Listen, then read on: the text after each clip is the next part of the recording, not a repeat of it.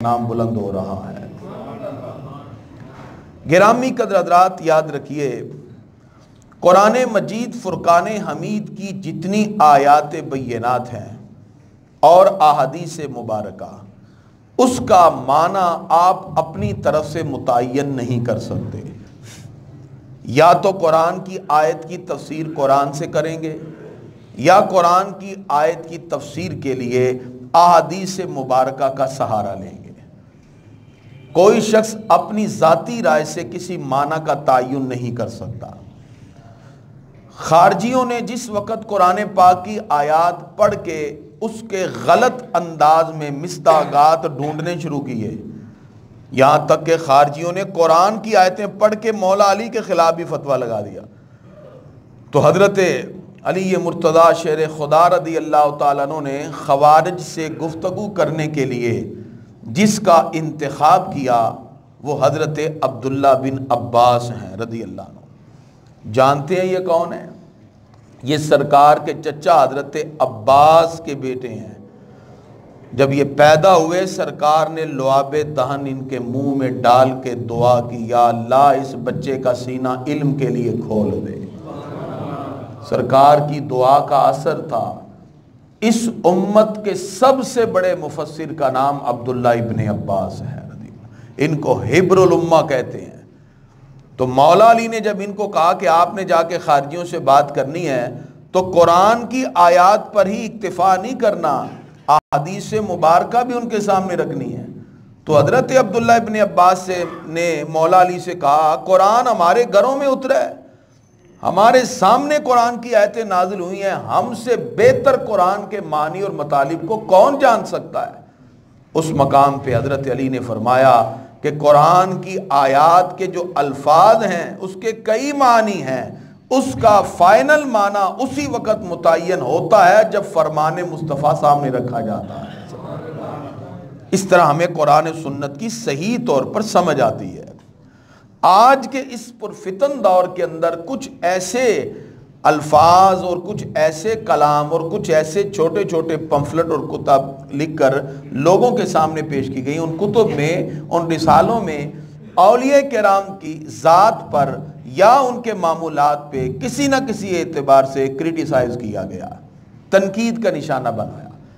جیسے یہ کہا گیا جی آپ کسی کو غوث اعظم کیوں کہتے ہیں؟ غوث کا معنی ہے فریاد رس، غوث اعظم کا معنی ہے سب سے بڑا فریاد رس، تو سب سے بڑا فریاد رس تو اللہ ہے، آپ کسی بندے کو غوث اعظم کہہ رہے ہیں، لہذا اللہ رب العزت کے ساتھ آپ نے شریک ٹھہرا دیا، کیونکہ سب سے بڑا فریاد کو پہنچنے والا تو ہمارا پروردگار ہے، اللہ رب العزت ہے، لہذا آپ کسی بندے کو غوث اعظم کیسے کہہ سکتے ہیں؟ اور اس پر پھر قرآن کی بہت سی آیات پیش کی جاتی ہیں اپنے اس دعوے پہ بطور دلیل۔ گرامی حضرات، توجہ کے ساتھ یہ آپ نے سماعت کرنا ہے کہ جو صفات اللہ رب العزت کے ساتھ خاص ہیں ان صفات کو کسی بھی طور پر ہم مخلوق میں تسلیم نہیں کر سکتے۔ وہ اللہ رب العزت کی جیسے ذاتی صفات ہیں اور کوئی اس میں شریک ہی نہیں، الوہیت میں کوئی شریک نہیں ہو سکتا۔ اگر کوئی ایسا دعویٰ کرتا ہے تو وہ دائرہ اسلام سے خارج ہے۔ اسی طرح اللہ رب العزت کی کچھ ایسی ذاتی صفات ہیں جس کے اندر اللہ رب العزت کے ساتھ کسی کو شریک ٹھہرانا درست نہیں، لیکن کچھ ایسی صفات ہیں جو اللہ تعالیٰ نے بندوں کو بھی عطا فرمائی ہیں۔ جیسے اللہ تعالیٰ علیم بذات الصدور ہے، علیم ہے، لیکن اللہ تعالیٰ نے اپنے محبوب کو بھی علیم کہا کہ وہ بھی علیم ہے۔ اللہ رب العزت نے اپنی شان ذکر کی کہ اللہ تعالیٰ بصیر ہے، دیکھنے والا ہے، لیکن یہی صفت اللہ رب العزت بندوں کے لیے بھی قرآن میں ذکر فرماتا ہے۔ تو پھر گرامی حضرات، اس میں ہمارا عقیدہ کیا ہونا چاہیے؟ اپنے اس عقیدے کی حفاظت کے لیے میں یہ چند مثالیں آپ کے سامنے پیش کرنا چاہتا ہوں۔ اللہ رب العزت کی بے تحاشا صفات ہیں۔ اللہ رب قدوس کا ذاتی نام ہے۔ اللہ ہوا علم لذات الواجب الوجود المستجمع لجمی صفات الکمالیہ۔ اللہ نام ہے اس ذات کا جو واجب الوجود ہے اور کائنات کی تمام صفات کی جامع ترین ذات ہے۔ واجب الوجود کا مطلب کیا ہے؟ اللہ کا ہونا ہر زمانے میں ضروری ہے۔ ایک وقت تھا ہم نہ تھے، ایک وقت آ گیا ہم ہیں، اور ایک وقت پھر آنے والا ہے ہم نہیں ہوں گے۔ ہم واجب الوجود نہیں ہیں۔ اللہ رب العزت کا وجود واجب ہے، وہ واجب الوجود ہے۔ اس لیے اللہ رب العزت کے نام کے ساتھ یہ ذکر کیا گیا، ہوا علم لذات الواجب الوجود المستجمع لجمیع صفات الکمالیہ۔ تو گرامی قدرات، معلوم ہوا کہ جس طرح رب قدوس کی الوہیت ہے، اس میں کوئی شریک نہیں ہو سکتا۔ جہاں تک صفات کی بات ہے، قرآن مجید فرقان حمید کے 2 مقام میں آپ کی خدمت میں پیش کرتا ہوں تو آپ کو یہ مسئلہ واضح ہو جائے گا۔ جناب حضرت ابراہیم علیہ السلام کا جب نمرود سے مناظرہ ہوا، نمرود خدائی کا دعویٰ کرنے والا ہے، اس نے جب اپنی خدائی کا دعویٰ کیا، جناب ابراہیم علیہ السلام دربار میں ہیں، آپ نے جب سارے بت توڑ دیے تو اس نے سیخ پا ہو کر آپ کو دربار میں طلب کیا اور آپ سے سوال کیا، من ربک، آپ کا رب کون ہے؟ تو جناب حضرت ابراہیم علیہ السلام نے کہا، ربی الذی یحیی، میرا رب وہ ہے جو زندگی دینے والا ہے۔ اللہ تعالیٰ کی بہت سی صفات ہیں، اس میں ایک صفت ہے زندہ کرنا، الحی، جیسے ہم کہتے ہیں یا حیو یا قیوم، اے وہ ذات جو حی ہے، جو زندہ ہے، یا قیوم، وہ ذات جو پوری کائنات کے نظام کو قائم کرنے والی ہے۔ تو حی ہونا، زندہ ہونا اور زندہ کرنا، یہ کس کی صفت ہے جی؟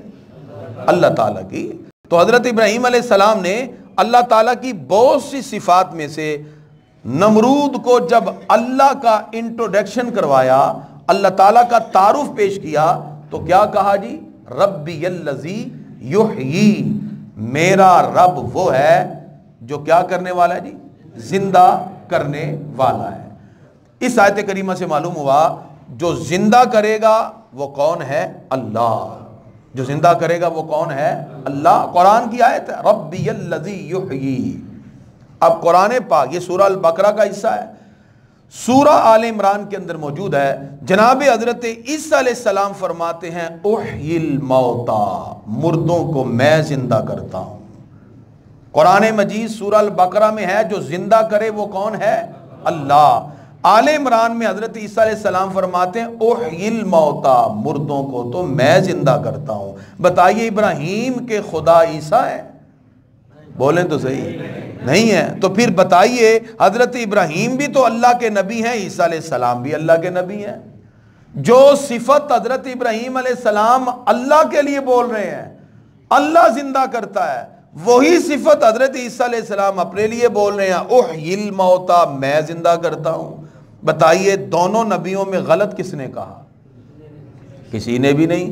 انبیاء تو خطا سے پاک ہیں، وہ جناب ابراہیم خلیل اللہ ہیں، تو یہ بھی تو عیسیٰ روح اللہ ہیں، وہ بھی اللہ کے نبی، یہ بھی اللہ کے نبی۔ تو پھر اس مقام کو سمجھنے کے لیے گرامی حضرات ہمیں تھوڑی سی توجہ کرنا پڑے گی۔ حضرت ابراہیم علیہ السلام نے بھی کہا میرا رب ہے، اللہ ہے جو زندہ کرنے والا ہے۔ جناب عیسیٰ علیہ السلام نے کہا میں زندہ کرنے والا ہوں۔ دونوں میں فرق یہ ہے، جناب ابراہیم علیہ السلام یہ کہہ رہے ہیں ذاتی طور پر زندہ کرنے والا صرف اللہ ہے، عیسیٰ علیہ السلام کہہ رہے ہیں کہ حقیقی زندگی دینے والا تو رب ہے، اللہ کے دیے ہوئے طاقت اور اذن سے میں چاہوں تو میں بھی مردوں کو زندہ کر سکتا ہوں۔ اس لیے آپ نے فرمایا احیی الموتى باذن اللہ۔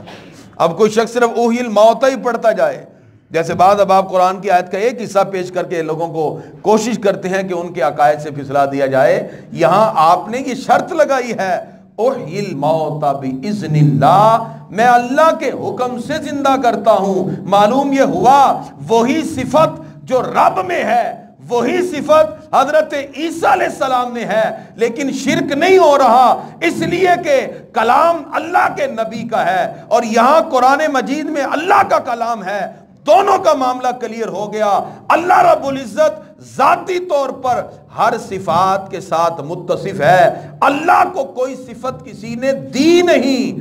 اللہ کے پیاروں کے لیے جب ہم یہ کلام کرتے ہیں، یہ الفاظ بولتے ہیں، یہ صفت کا ذکر کرتے ہیں، تو ہمارا معنی اور مطلب یہ ہوتا ہے کہ یہ صفت حقیقتاً تو اللہ کے ساتھ خاص ہے، اللہ تعالیٰ نے عطائی طور پر اپنے پیارے لوگوں کو بھی عطا فرما دی ہے۔ جس طرح حدیث قدسی میں ہے، اللہ فرماتا ہے جب میں ان لوگوں سے پیار کرتا ہوں، یہ اولیاء کرام کی شان ہے، فَإِذَا أَحْبَبْتُهُ فَكُنْتُ سَمْعَهُ الَّذِي يَسْمَعُ بِهِ، اللہ فرماتا ہے پھر میں ان کے کان بن جاتا ہوں جس سے یہ سنتے ہیں، وَبَصَرَهُ الَّذِي يُبْصِرُ بِهَا، میں ان کی آنکھیں بن جاتا ہوں جس سے یہ دیکھتے ہیں، وَيَدَهُ الَّتِي يَبْطِشُ بِهَا، میں اس کے ہاتھ بن جاتا ہوں جس سے یہ پکڑتے ہیں۔ یہ اللہ تعالیٰ کی طرف سے، یہ اللہ تبارک و تعالیٰ نے یہ صفات جو کامل طور پہ رب قدوس کی ہیں، اللہ تعالیٰ کی انوار و تجلیات ان اولیاء کرام میں جھلکتی ہوئی دکھائی دیتی ہیں۔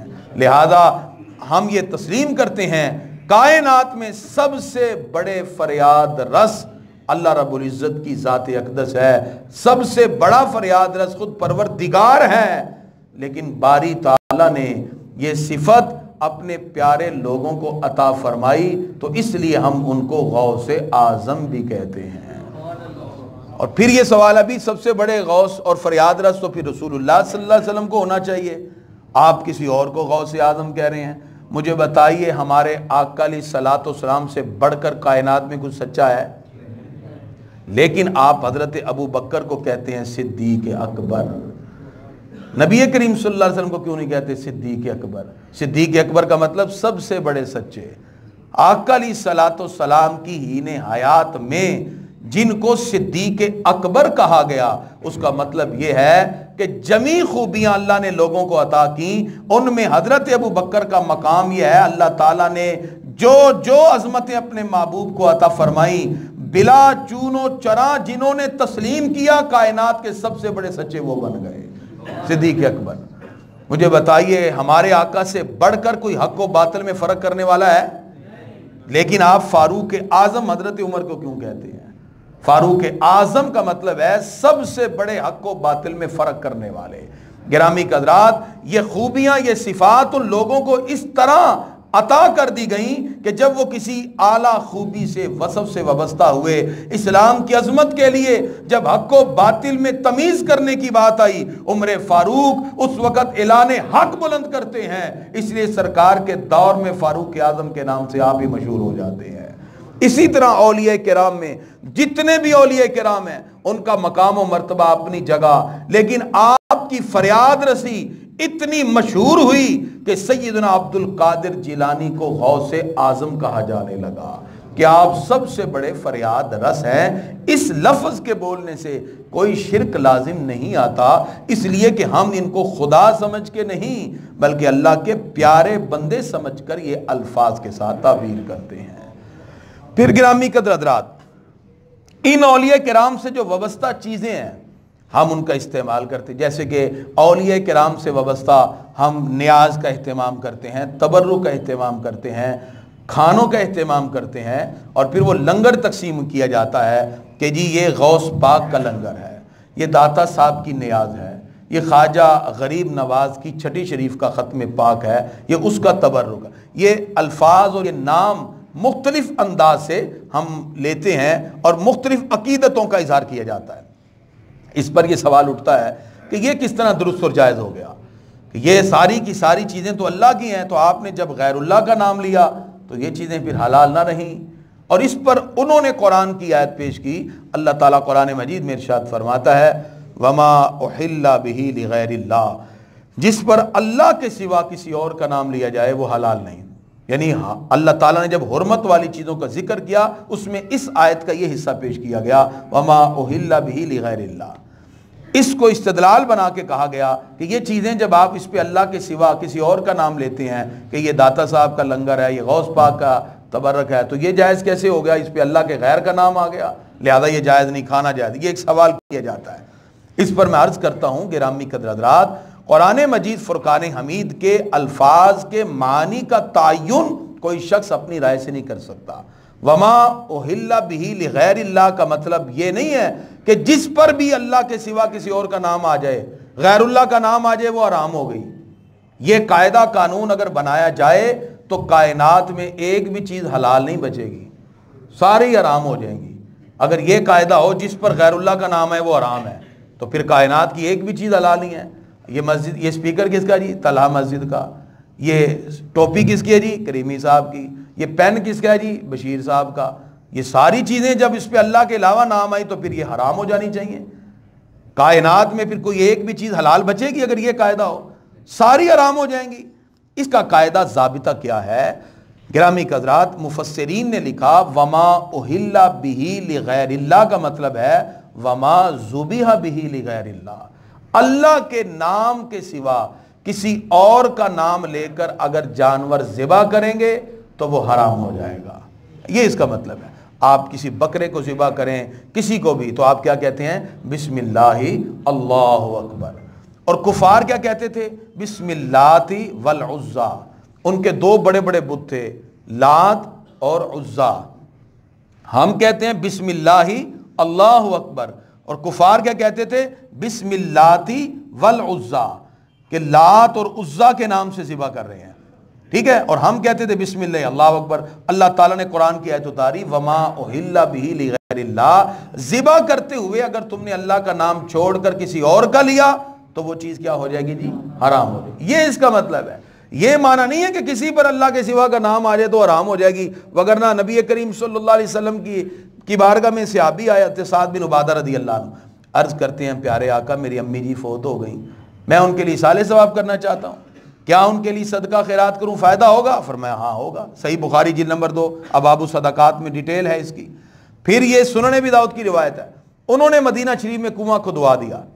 ہم جب 11ویں شریف کا یا کوئی ختم پاک ہوتا ہے تو پانی کا گلاس بھر کے کیوں رکھتے ہیں؟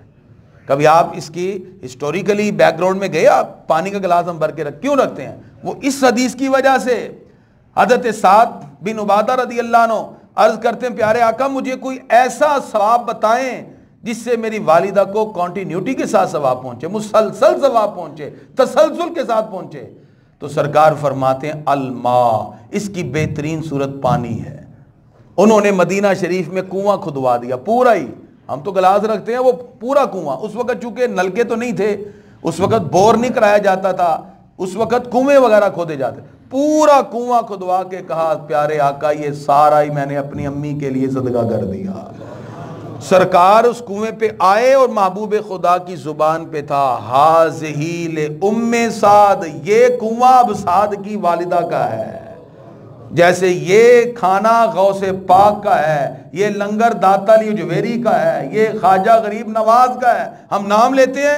سرکار نے کہا یہ کنواں سعد کی والدہ کا ہے۔ اب جب سعد کی والدہ غیر اللہ ہے، نام بھی آیا لیکن وہ چیز حرام نہیں ہوئی، سرکار بھی پانی پی رہے ہیں، صحابہ بھی پانی پی رہے ہیں۔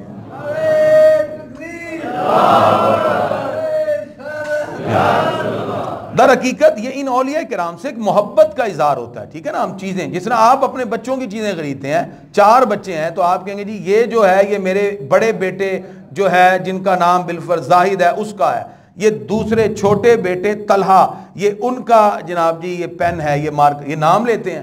اگر غیر اللہ کے نام سے ہر چیز حرام ہونی ہے تو جب بھی کسی چیز پہ اللہ کے سوا نام ہے وہ حرام ہو جائے، اسی طرح تو کائنات میں کوئی چیز حلال بچے گی نہیں۔